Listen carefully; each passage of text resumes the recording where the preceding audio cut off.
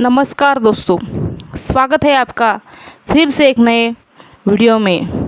दोस्तों, आज मैं आपको तुलसी के पास दिया जलाने से क्या फल मिलता है ये मैं आपको बताने जा रही हूँ। तो दोस्तों, वीडियो अंत तक देखें। तो चलिए दोस्तों, वीडियो को शुरुआत करते हैं। तुलसी के पास दिया जलाने से क्या फल मिलता है। एक बार माता लक्ष्मी भगवान विष्णु से पूछती है, हे स्वामी, तुलसी के पास दीपक जलाने का क्या महत्व है और रोज़ शाम को तुलसी के पास दीपक क्यों जलाया जाता है? इससे मनुष्य को कौन सा फल प्राप्त होता है? तुलसी के पास दीपक जलाने की विधि क्या है तथा दीपक जलाते समय कौन से मंत्र का उच्चारण करना चाहिए? कृपया आप मुझे विस्तार से बताइए। तब भगवान विष्णु कहते हैं, हे देवी, आज आपने समस्त मानव जाति के कल्याण के लिए बहुत ही महत्वपूर्ण प्रश्न किया है। आपके इस प्रश्न का उत्तर देने से पूर्व मैं आपको एक प्राचीन कथा सुनाता हूँ, जिससे आपको सभी प्रश्न के उत्तर मिल जाएंगे। इसलिए आप इस कथा को ध्यानपूर्वक सुनिए। इस कथा को ध्यान से पूरा सुनने मात्र से ही मनुष्य को 100 वर्ष तक तुलसी के पास दीपक जलाने का पुण्य प्राप्त होता है। फिर माता लक्ष्मी कहती है, हे स्वामी, मैं इस कथा को सुनने के लिए उत्सुक हूँ। कृपया आप इस कथा को सुनाना प्रारंभ कीजिए। तब भगवान विष्णु माता लक्ष्मी को वह कथा सुनाने लगते हैं। हे देवी, पूर्व काल की बात है। दक्षिण दिशा में तुंगभद्रा नाम की एक बहुत बड़ी नदी है। इस नदी के किनारे पर हरिहरपुर नाम का एक अत्यंत सुंदर नगर बसा हुआ था। उसी नगर में काशी नाम के एक ब्राह्मण निवास करते थे। वे अत्यंत गुणवान, चरित्रवान, धर्म कार्य करने वाले तथा वेदों के मार्ग पर चलने वाले थे। उन्होंने समस्त शास्त्र का अध्ययन किया हुआ था। उस ब्राह्मण की एक पत्नी थी, जिसे लोग दुराचार कहकर पुकारते थे, क्योंकि उसके कर्म ही उसके नाम के अनुसार थे। वह सदैव ही अपने पति को अपमानित करती थी। वह अपने पति के लिए कुवाच्य कहती थी, पति को भयंकर दुख देती थी, पति के लिए कभी भोजन नहीं बनाती थी। उसने अपने पति के साथ कभी शयन नहीं किया, उसके साथ प्रेम का व्यवहार नहीं किया।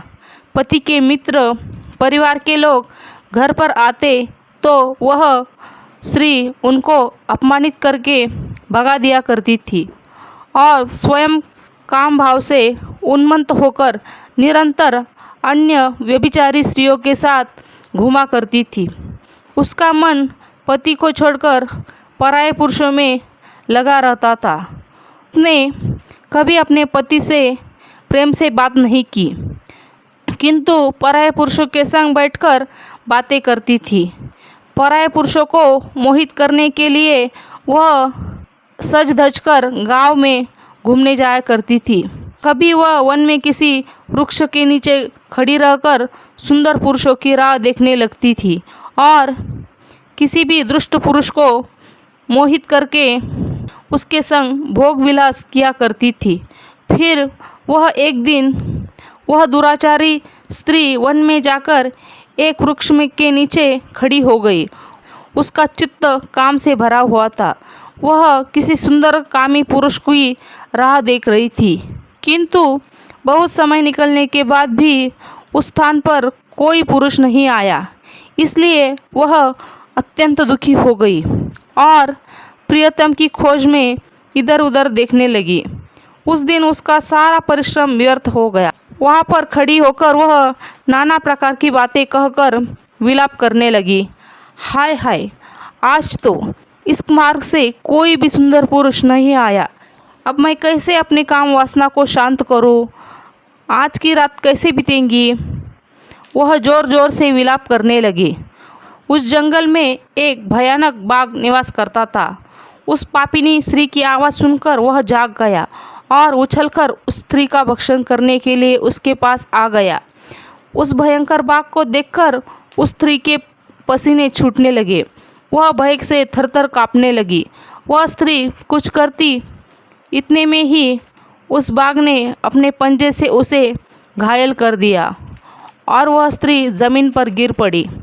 ज़मीन पर गिरते ही वह स्त्री चिल्लाते हुए बोली, अरे बाघ, तू किस लिए यहाँ पर आया है? मुझे क्यों मार रहे हो? मैं यहाँ पर अपने प्रियतम को खोज रही हूँ।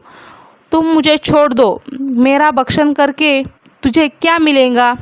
उस स्त्री की यह बात सुनकर वह भयानक बाघ क्षण भर के लिए रुक गया और हंसते हुए बोलने लगा, हे दुष्टा, आज विधाता ने मुझे मेरा ग्रास नियुक्त किया है। तुझ जैसी पापिनी स्त्री को भक्षण करना ही मेरा काम है, तभी तुझे इस शरीर से मुक्ति मिलेगी। वह स्त्री कहने लगी, हे बाघ, तुम कौन हो? मुझे सच सच बताओ, तुम किस कारण से बाघ की योनि में जन्म लेना पड़ा और तुम मुझ जैसी स्त्रियों का भक्षण क्यों करते हो? पहले मुझे सारी बात बताओ और फिर मेरा भक्षण करो। फिर बाघ कहने लगता है, हे पापिनी, मैं तुझे मेरे पूर्व जन्म का वृत्तांत सुनाता हूँ, किस कारण से मुझे बाघ बनना पड़ा। पूर्व काल में दक्षिण देश में एक नदी थी। उस नदी के तट पर एक नगरी बसी हुई थी। उस नगरी में मैं निवास करता था। मैं एक ब्राह्मण का पुत्र था और नदी किनारे बैठकर यज्ञ आदि कार्य किया करता था। मैंने उस जन्म में अनेक पापियों के लिए यज्ञ किया, उन पापियों के घर का भोजन किया। मैंने धन के लोभ से अनेक पापियों के लिए कार्य किया। जिन वस्तुओं का दान ब्राह्मण को नहीं लेना चाहिए, उन वस्तुओं का दान भी मैंने ग्रहण किया। दूसरों से धन लेता था लेकिन कभी वापस नहीं करता था। इस प्रकार से पाप करते हुए मुझे बहुत साल बीत गए और मैं बूढ़ा हो गया। मेरे बाल सफ़ेद हो गए, आंखें सूज गई, मुंह से सारे दांत गिर गए, लेकिन फिर भी मेरी दान लेने की आदत नहीं छूटी और मैं पाप करता गया। फिर एक दिन मैं धन के लोभ से नदी किनारे गया और अन्य धूर्त ब्राह्मणों के साथ मिलकर हमने लोगों को ठगा। झूठ मंत्र वचन बोलकर हमने बिना विधि विधान किए ही देवी देवताओं का पूजन किया और बहुत सारा धन दान में ले लिया। फिर उसी स्थान पर एक बीमार कुत्ते ने मेरे पैर को काट लिया और मैं मूर्छित होकर गिर पड़ा। उसी क्षण मेरे प्राण चले गए। फिर यम के दूत उस स्थान पर प्रकट हुए और मुझे पकड़कर यमपुरी ले गए। वहाँ पर यमराज ने चित्रगुप्त से मेरे कर्मों का लेखा जोखा निकालने के लिए कहा। फिर चित्रगुप्त कहने लगे, हे धर्मराज, इस ब्राह्मण ने घोर पाप किए हैं। इसने दूसरों से झूठ कहकर धन लूटा है, विधि विधान से पूजा न करके झूठ मंत्र बोलकर भगवान का अपमान किया है। इसलिए यह पापी ब्राह्मण के नरक जाने की ही योग्य है। फिर यमराज ने अपने दूतों को आदेश देकर मुझे नरक की अग्नि में डाल दिया। अनेक वर्षों तक नरक की सज़ा भोगने के बाद मुझे बाघ का शरीर प्राप्त हुआ और मैं इस दुर्गम वन में निवास करने लगा। मैं अपने पूर्व जन्म के पापों को याद करके कभी महात्मा, साधु पुरुष, सती स्त्रियों का भक्षण नहीं करता हूँ। मैं केवल पापी, दुराचारी तथा कुटिला स्त्रियों का ही भक्षण करता हूँ ताकि मुझे पाप से मुक्ति मिल जाए। इस प्रकार से उस बाघ ने अपने पूर्व जन्म का वृत्तांत सुना दिया और उस स्त्री से कहने लगा, हे पापिनी, तेरे आचरण से तू कुटिला दिखाई पड़ती है। अपने पति को छोड़कर तू इस वन में अन्य पुरुषों के साथ भोग विलास करने के लिए आई है, इसलिए आज तो मेरा ग्रास अवश्य बनेंगे। इतना कहकर उस बाघ ने अपने तीक्ष्ण नाखून से उस पापी स्त्री के टुकड़े टुकड़े करके उसे खा लिया। फिर उस स्थान पर यम के दूत प्रकट हुए और उस पापिनी स्त्री को उठाकर यमपुरी ले गए। वहाँ पर उसे यमराज के सामने खड़ा किया गया। फिर चित्रगुप्त ने उस स्त्री का लेखा जोखा निकलाते हुए यमराज से कहने लगे, हे धर्मराज, यह स्त्री तो अत्यंत पापिनी है। इसने घोर पाप किए हैं। इसने व्यभिचार किया है। इसने अपने पति की कभी सेवा नहीं की। अपने पति को भूलकर पराये पुरुषों के संग भोग विलासा किया करती थी। उसके पाप को सुनकर यमराज ने उस स्त्री को अग्नि से भरे हुए कुंडों में डालने का आदेश दिया। अनेक वर्षों तक उसे उस कुंड में पकाया गया, फिर उसे निकालकर दूसरे नरक में डाल दिया गया। इस प्रकार से उसे अनेक वर्षों तक अलग अलग नरकों में डाला गया और नरकों में डालने के बाद वह महापापी स्त्री पुनः पृथ्वीलोक पर आकर चांडाल के रूप में उत्पन्न हुई। चांडाल के घर में जन्म लेकर वह फिर से अनेक पाप करने लगी, व्यभिचार करने लगी, अनेक पापी पुरुषों के संग विहार करने लगी। कुछ समय बाद पूर्व जन्म के पापों के कारण उसे कोढ़ का रोग हो गया और वह भयानक पीड़ा सहन करने लगी। उसका अंग अंग जलने लगा, उसके नेत्रों में पीड़ा होने लगी। इस दुख को सहन करती हुई वह दिन बिताने लगी। तीर्थ स्नान करने के उद्देश्य से अनंतपुरा में चली गई। वहाँ पर वह एक आश्रम के बाहर निवास करने लगी। वहाँ उस आश्रम में एक तुलसी का पौधा था।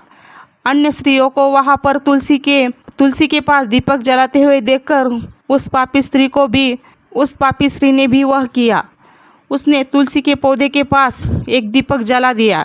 फिर उसी रात हृदयघात से उसकी मृत्यु हो गई और यमराज के दूत ले जाने के लिए वहाँ पर प्रकट हुए। जैसे ही यम के दूत उस पापी स्त्री को पाश में बांधकर ले जाने लगे, तभी भगवान विष्णु के 2 पार्षद उस स्थान पर प्रकट हुए और उन्होंने दोनों को रोक लिया और कहने लगे, हे दूतों, इस स्त्री को तुम छोड़ दो। यह स्त्री नरक जाने की योग्य नहीं है। तुम किसके आदेश से ऐसा अधर्म कर रहे हो? फिर यम के दूत कहने लगे, हे पार्षदों, हम यमराज के आदेशों से इस पापी स्त्री को उठाकर ले जा रहे हैं, किंतु आप हमें किस कारण से रोक रहे हैं? यह स्त्री अत्यंत पापी है, इसे नरक में ले जाने की आज्ञा मिली है। फिर पार्षद कहने लगे, हे दूत, यह स्त्री विष्णु भक्त है, यह नरक जाने की योग्य नहीं है। इसने शाम को तुलसी के पास दीपक जलाया है, इसी कारण से इसके समस्त पाप नष्ट हो गए हैं, इसलिए अब यह नरक जाने की योग्य नहीं है। यह स्वर्ग जाने की अधिकारी बन चुकी है। पार्षदों की बात सुनकर यमदूतों ने उस स्त्री को उस स्थान पर छोड़ दिया और यमलोक लौट गए। वहां जाकर उन्होंने यमराज को सारा वृत्तांत सुना दिया। फिर भगवान विष्णु के पार्षद उस स्त्री को दिव्य विमान में बिठाकर स्वर्गलोक ले गए। भगवान विष्णु कहते हैं, हे देवी, इस प्रकार तुलसी के पास केवल दीपक जलाने से मात्र ही मनुष्य के सभी पाप नष्ट हो जाते हैं। जो स्त्री नित्य शाम को तुलसी के पास दीपक जलाती है, वह सौभाग्यशाली बनती है। उसके पूर्व जन्मों के सभी पाप नष्ट हो जाते हैं। उसे सुख समृद्धि प्राप्त होती है। रोज तुलसी के पास दीपक जलाते समय इस मंत्र का उच्चारण करना चाहिए। ओम तुलसी देवे च विघ्नहे विष्णुप्रियाय च धीमहि तन्नो वृंदा प्रचोदयात्, जिसका अर्थ होता है, विष्णु प्रिय तुलसी, मैं आपको नमन करती हूँ, आप मुझे उच्च बुद्धि दो। हे वृंदा, आप मेरे मन को रोशन करो। भगवान विष्णु कहते हैं, हे देवी, हजारों अमृत के घड़ों से नहलाने पर भी श्री हरि विष्णु को उतनी तृप्ति नहीं होती जितनी वे मनुष्य के द्वारा तुलसी का एक पत्ता चढ़ाने से प्राप्त करते हैं। 10,000 गौदान से मानव जो फल प्राप्त करता है, वही फल तुलसी पत्र के दान से पा लेता है। जो मृत्यु समय अपने मुख में तुलसी पत्र का जल प्राप्त होता है, वही संपूर्ण पापों से मुक्त होकर भगवान श्री हरि विष्णु के धाम जाता है। हिंदू धर्म में तुलसी के पौधे का महत्व सबसे अधिक है। इसकी सबसे पहले पूजा भगवान विष्णु ने की थी। भगवान विष्णु कहते हैं, जिस प्रकार देवी लक्ष्मी से वैकुंठ को ऐश्वर्य प्राप्त होता है, उसी प्रकार से वैकुंठ में तुलसी के कारण ही पवित्रता प्राप्त है। पृथ्वीलोक पर जिस स्थान पर भी तुलसी का पौधा होगा उस स्थान पर कभी बुराई का वास नहीं होगा। ऐसा स्थान सबसे अधिक पवित्र होता है। इसी कारण से हमें हमारे घर में तुलसी का पौधा अवश्य लगाना चाहिए। इस प्रकार से भगवान विष्णु ने तुलसी के पास दिया जलाने का महत्व बताया है। अगर आपको यह वीडियो अच्छी लगी तो वीडियो को लाइक, शेयर और ऐसे वीडियो देखने के लिए हमारे चैनल को सब्सक्राइब कीजिए। धन्यवाद। नमस्कार दोस्तों, स्वागत है आपका फिर से एक नए वीडियो में। दोस्तों, आज मैं आपको तुलसी के पास दिया जलाने से क्या फल मिलता है ये मैं आपको बताने जा रही हूँ। तो वीडियो अंत तक देखें। तो चलिए दोस्तों, वीडियो को शुरुआत करते हैं। तुलसी के पास दिया जलाने से क्या फल मिलता है। एक बार माता लक्ष्मी भगवान विष्णु से पूछती है, हे स्वामी, तुलसी के पास दीपक जलाने का क्या महत्व है और रोज़ शाम को तुलसी के पास दीपक क्यों जलाया जाता है? इससे मनुष्य को कौन सा फल प्राप्त होता है? तुलसी के पास दीपक जलाने की विधि क्या है तथा दीपक जलाते समय कौन से मंत्र का उच्चारण करना चाहिए? कृपया